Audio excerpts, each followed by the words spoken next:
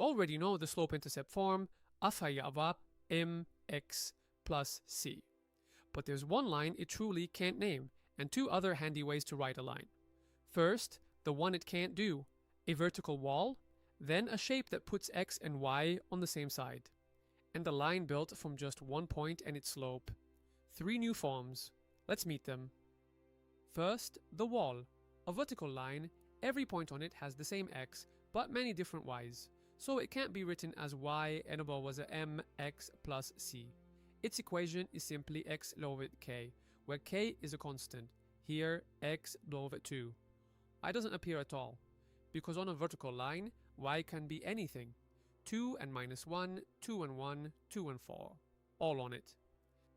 Now one shape for all of them, the general form, ax plus by equals d, where a and b are not both 0. Any y added as mx plus c rearranges into it.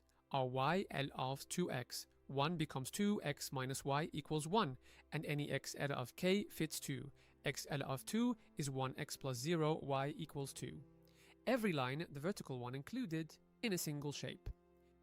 The cleverest form, a line with slope m through a point, x1, y1, y minus y1 equals m times the quantity x minus x1, the point slope form.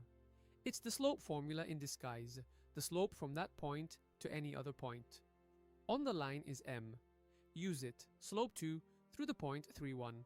Y minus 1 equals 2 times the quantity x minus 3. Expand, y minus 1 equals 2x minus 6.